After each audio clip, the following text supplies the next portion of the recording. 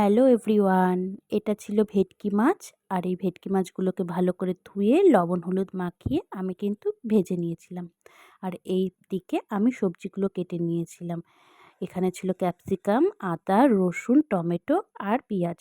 তারপরে এগুলোকে আমি আস্তে আস্তে ফোড়ন দিয়ে সবগুলো সবজি ভেজে নিয়ে তারপরে কিন্তু এখানে লঙ্কাটাও দিয়ে দিয়েছিলাম আর দিয়েছিলাম একটু গোলমরিচের গুঁড়ো।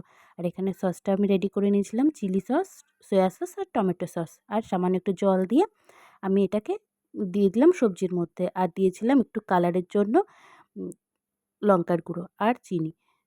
এবার আমার রেডি হয়ে গেছে। এবার আমি যেই মাছগুলোকে দিয়ে ফুটে উঠলে কিন্তু নামিয়ে নিয়েছিলাম। এটা কিন্তু চিকেন পোলাও বা তোমার চিংড়ি পোলাওর সাথে কিন্তু খেতে দারুণ লাগে। তোমরাও একবার ট্রাই করে দেখো। আর যদি আমার এই ভিডিওটা ভালো লাগে অবশ্যই একটা লাইক, একটা কমেন্ট করে দিও। আর অবশ্যই সাবস্ক্রাইব করে দিও নতুন ভিডিও দেখার জন্য। টাটা।